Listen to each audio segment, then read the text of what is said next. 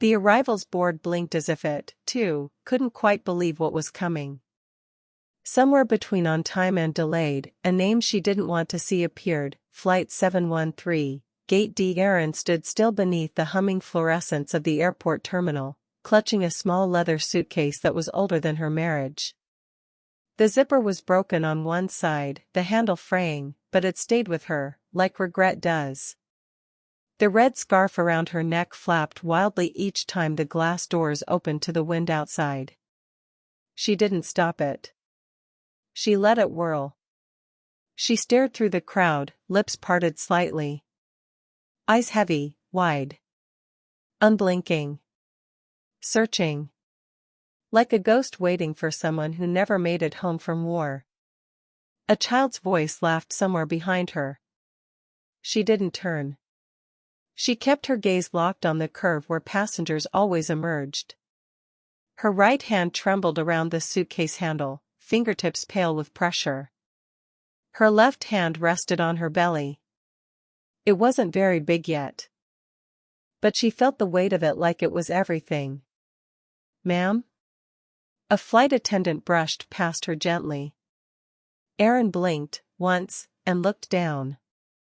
A folded paper had slipped from the outer pocket of her bag. The wind tugged at it. She didn't chase it. She knew what it was. Petition for dissolution of marriage, her name. His signature. He didn't even hand it to her. He left it tucked inside the gift box meant for a gender reveal cake. Blue inside. Faint vanilla scent. Blood red ink. She hadn't cried. Not then. Not yet. "I'm sorry, miss." A man bumped into her shoulder. "Didn't see you there." She nodded once, but didn't speak. The scarf unwound from her neck as if it had had enough. It landed in a lazy coil on the tile, like a discarded promise. Erin watched it fall, but still, she didn't move. It had been 4 days since the reveal. 4 days since the guests laughed nervously, thinking the divorce papers were part of some twisted joke. 4 days since he said, "It's just not the life I pictured." And then, he left. But she hadn't told him everything. Not yet. That was the part he didn't see. The part she carried. Erin's fingers brushed the edge of the suitcase again. She reached into the side pocket, slowly, and pulled out the ultrasound photo. She stared at the shape inside, curled, perfect, alive. Her lips parted again, as if whispering a name only she knew. "You'll hear it soon," she thought. "And when you do, I hope it echoes." The gate door slid open. A fresh wave of passengers spilled into the terminal. She inhaled. Her spine straightened. There. She saw him. His coat the same soft gray she once fell asleep against on long drives. His eyes scanning the crowd. For someone else. Her heart didn't break. It twisted. Turned. She didn't wave. Didn't call his name. Instead, she stepped back into the shadow of a pillar, scarf at her feet, photo pressed against her chest. There would be no screaming. No pleading. Just the announcement. He didn't know yet. She watched his face, empty, unaware, as he walked past her. And then, with a voice loud enough to shatter silence but soft enough to feel like thunder, she whispered, just for herself, "He thinks that was my reveal." The red scarf lay still. The wind paused. And the truth waited, like fire behind her teeth. The scarf stayed where it landed. Crimson against sterile tile. She left it there. Erin moved toward the farthest bench along the windowed wall, away from the noise and the soft reuniting of lives.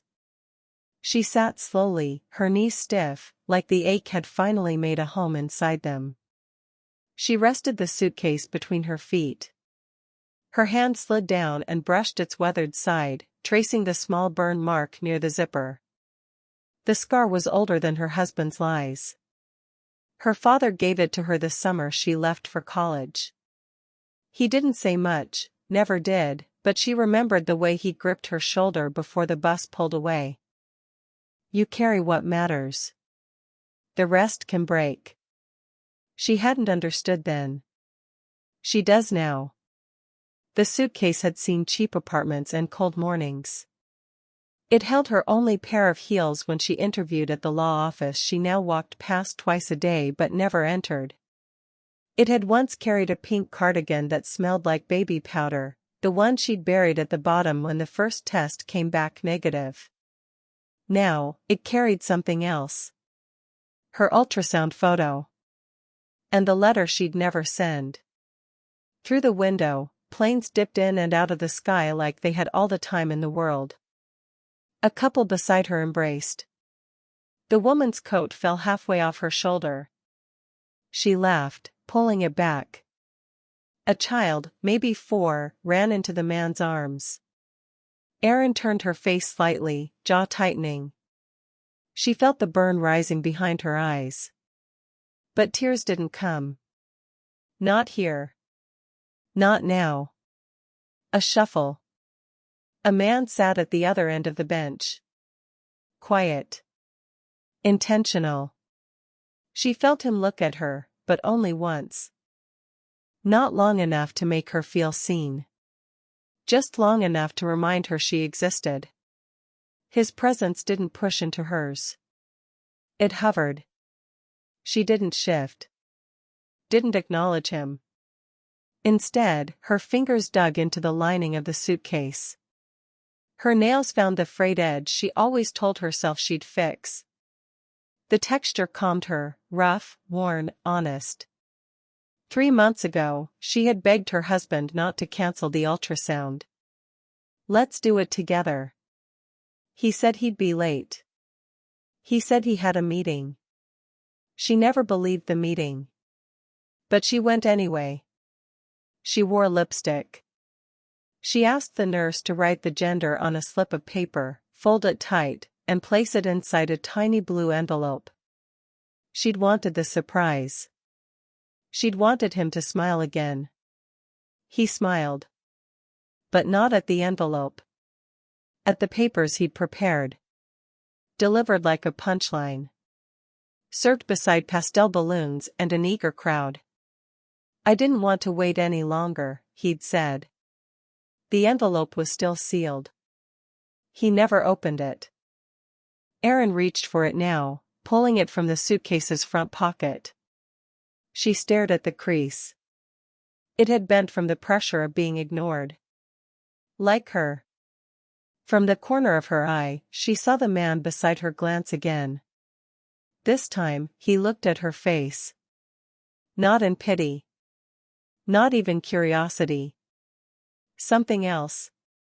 She turned toward him slowly. Their eyes met. A beat. She blinked first. I'm not waiting for anyone, she said. Her voice cracked, but it didn't shake. He didn't respond. Just offered a small nod. Like he knew that wasn't the question she'd really answered. Silence. Erin stood, one hand on her suitcase, envelope pressed to her chest. She took 2 steps toward the escalator. Then paused. He was still watching. Not intruding. Just waiting. She looked down at the red scarf still lying near the bench. For a second, her feet shifted back. Just slightly. The wind pushed against the doors again. Something outside howled softly. She didn't move. But she didn't leave either. Not yet. Rain tapped the glass in hesitant rhythms, like it was afraid to fall too hard. The terminal lights dimmed slightly, catching in the sheen of the windows, casting soft, ghosted reflections of passengers too tired to notice their own shapes. Erin stood still, suitcase in hand, as the first deep crack of thunder rolled somewhere beyond the runway. She turned slowly. The man on the bench hadn't moved. His elbows rested on his knees, fingers laced together like he was praying for something he didn't believe in anymore. His shoes, she hadn't noticed before, were scuffed unevenly, soles peeling just a little at the sides. One lace was shorter than the other. Not by design, but by wear. He looked up. Their eyes met again, just briefly. Not a stare, not an invitation. A flicker. She sat back down. Neither spoke. The space between them was still heavy with the silence of people who had survived something. He shifted, pulling a thin wallet from his coat. It flopped open carelessly. She glimpsed a photo tucked in the corner, two girls, maybe 6 or 7, in matching jackets. One was missing a front tooth. His thumb grazed the edge of the picture like a habit. He looked out at the darkening sky. They live with their mom now, he said, almost to himself. Erin didn't respond. But her chest pulled tight. Another silence passed, this one not as empty. Her fingers tightened around the suitcase handle. He served me divorce papers, at our baby's gender reveal. It just spilled out. Quietly. Plain. Like saying it aloud would make it make sense. The man turned his head, slowly, eyes narrowing, not in judgment. Just understanding. Like he recognized the strange absurdity of grief when it wears party colors. Damn, he said, soft. Then, people always say they don't want to hurt you. They just do it anyway. Erin looked down at the envelope again. The fold still sharp, unbroken. It hadn't been opened by him, but she had. Alone. In a parked car. In a grocery store lot. It was a girl. She hadn't told him. Still hadn't. A shiver ran up her spine as the wind outside howled louder, curling into the terminal through every crack and automatic door. "Do you ever wish you could just disappear?" she asked. He didn't answer right away. Instead, he reached into the side of his coat and pulled out something small, a keychain. It was shaped like a tiny compass. Scratched, rusted at the edge. "Used to belong to my dad," he said, offering it in his palm. "He never went anywhere, though. Died with his bag still packed." Erin stared at it. "So, yeah," he continued. "Sometimes I think disappearing's not the hard part. It's deciding what to leave behind." That hit her somewhere too deep. She blinked quickly. Looked away. Outside, lightning flashed. The overhead announcement buzzed in, breaking the air. A flight was delayed. The gate beside them shifted destinations. She checked the time. Her ride would be arriving soon. But her feet didn't move. She looked at him again. Closer this time. The tired curve of his shoulders. The way he carried invisible weight in his chest, the same way she did. An invisible mirror. Was this fate? Some odd mercy sent by the universe? Or was it another trap, just disguised with softer eyes and quieter wounds? She didn't know. He leaned back slowly. Said nothing. Just looked at her one last time, then back out the window. Like he was waiting for her to decide something. Her fingers brushed the red scarf still coiled by the bench. She picked it up. But she didn't tie it back on. She just held it. Between them now hung a question neither could ask. And the rain outside began to fall like it finally meant it.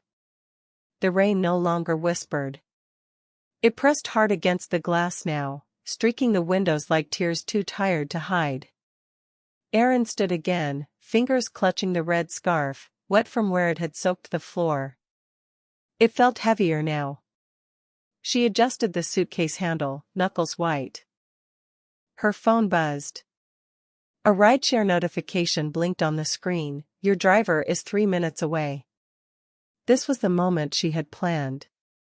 Leave the city. Vanish before the damage turned into legacy. Her boots clicked as she took 3 steps toward the exit. Then 2 more. She didn't look back.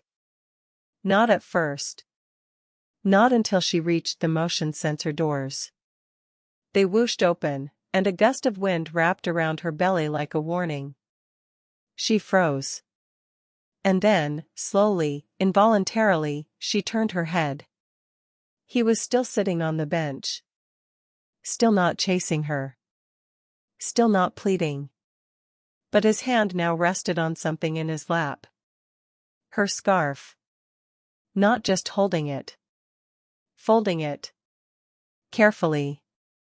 Like it was something sacred. Erin's chest tightened with a sound that almost became a sob but caught halfway. She didn't let it out. Her lips quivered, but her spine didn't break.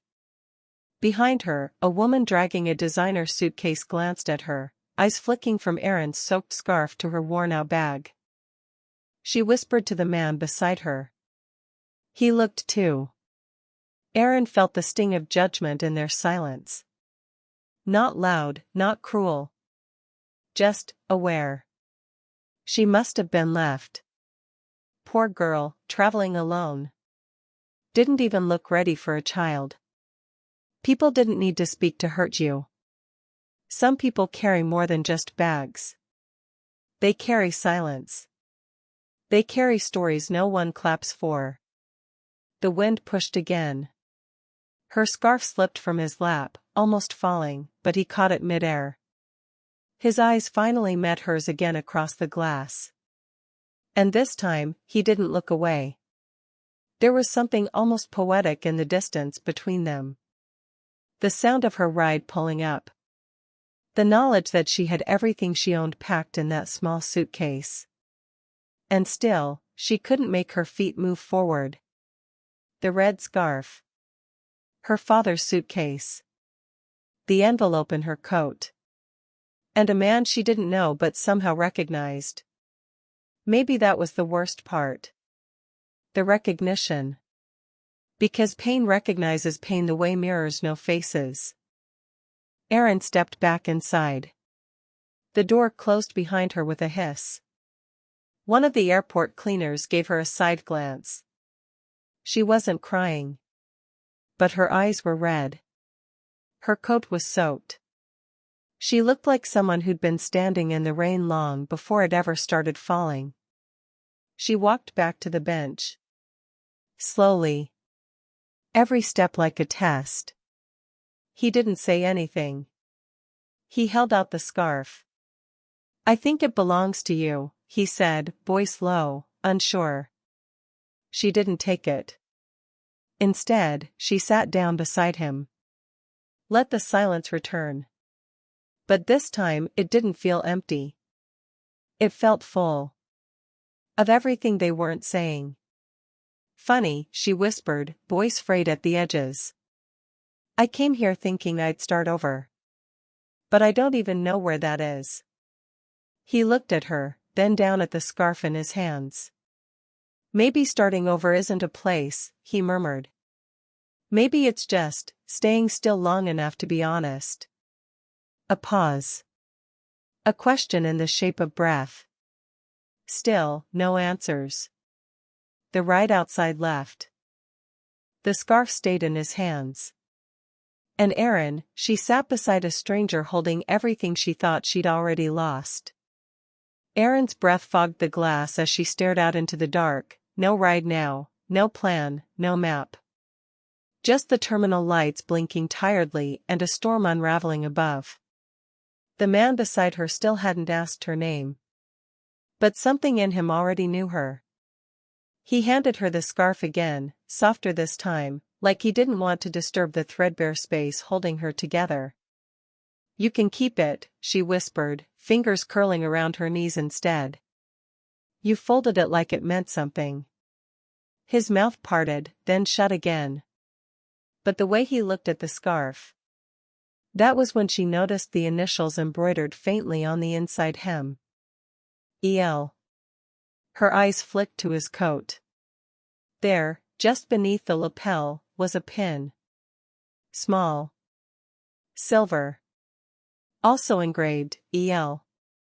She blinked. He saw her looking. Didn't stop her. My daughter, he said finally, voice breaking in the middle. Eliza. Erin sat still. Completely still. She wore it when she got cold, he added. Didn't matter if it was July. Always said it smelled like her mom's perfume. After the accident. I couldn't throw it out. Erin stared at the scarf like it had burned her hands. I found it near your feet, he continued. Didn't think, I just picked it up. Her chest tightened again. But this time it was something else. Not sorrow. Something heavier. Why were you here tonight? She asked. He hesitated.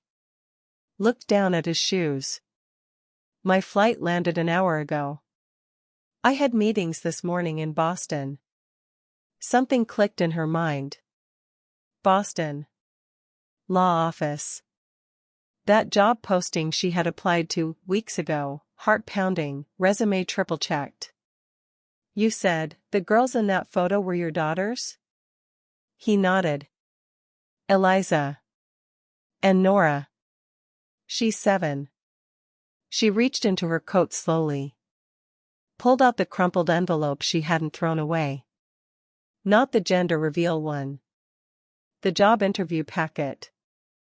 Her application confirmation email was printed inside. On top, the name of the law firm. Weston and Clark Holdings. And the founder's name printed neatly beneath, David Weston. Erin's eyes lifted to him. You own Weston and Clark. He didn't flinch. I did, he said.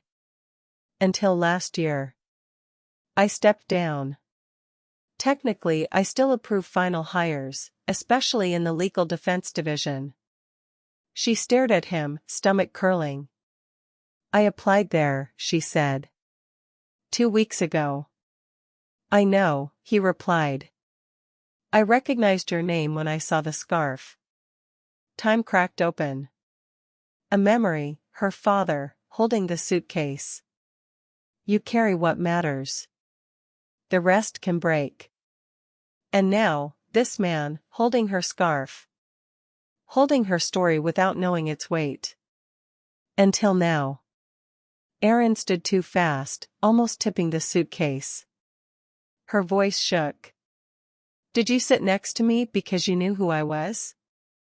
No, his answer came instantly. Too fast to be rehearsed.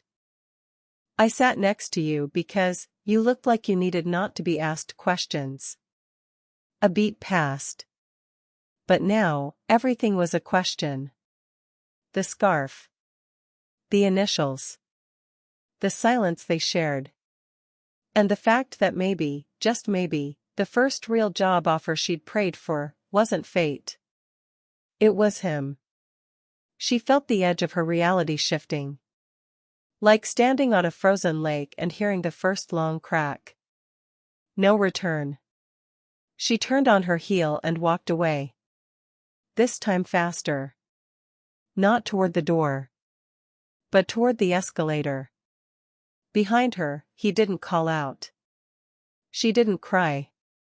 But her hand clutched the envelope. She stepped into the elevator at the far end of the terminal, toward the airport business center.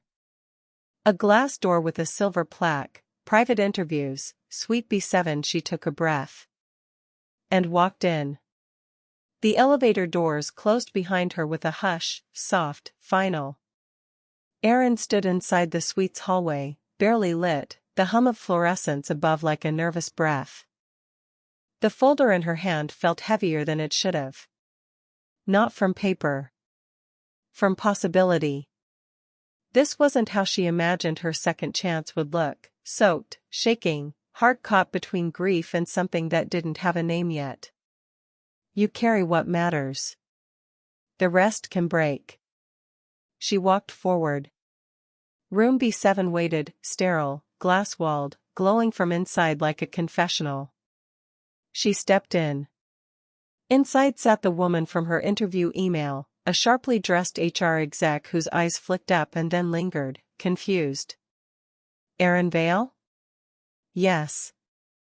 The woman blinked. You're early. Mr. Weston just called to say he'd be conducting the final conversation himself. Erin's mouth went dry. Of course he did. She sat. Said nothing. Just waited. 5 minutes passed. Then 10. And then he entered. David Weston, same gray coat, same tired eyes, but now wearing the face of a man who'd built empires and buried daughters. He nodded politely to the HR woman. Give us a few minutes. The door clicked shut behind her. Erin didn't speak first. He looked at the envelope on the table. Her name. His company. The whole illusion, printed and stapled and neatly formatted. He sat across from her. I read your writing sample last night, he said. Didn't realize until this morning that it was you. She crossed her arms. So this is a conflict of interest.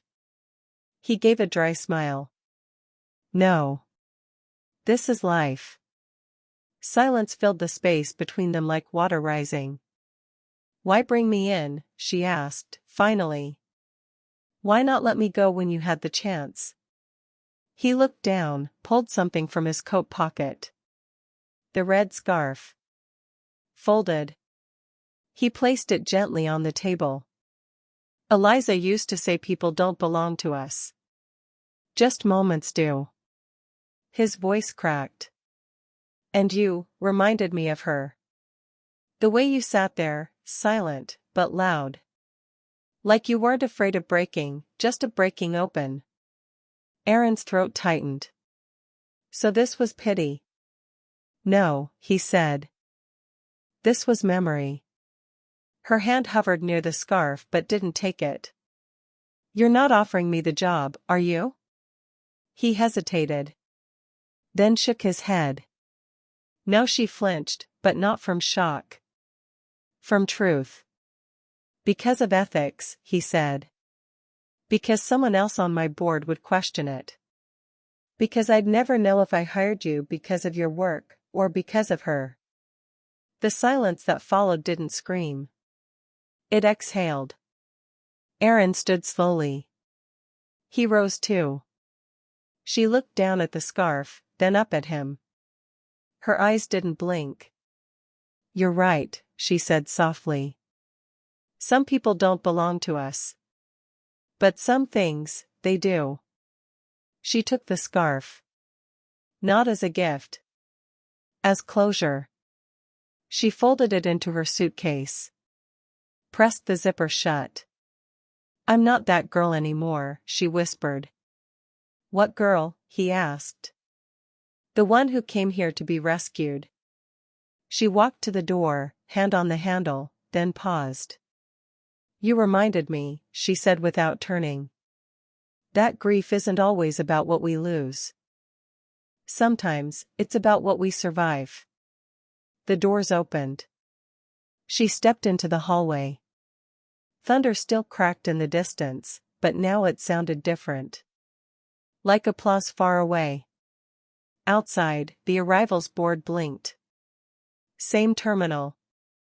Same storm. But she was no longer the girl waiting. She was leaving. And in the reflection of the glass, her suitcase rolled beside her, not as baggage, but as proof. She carried what mattered. And let the rest break.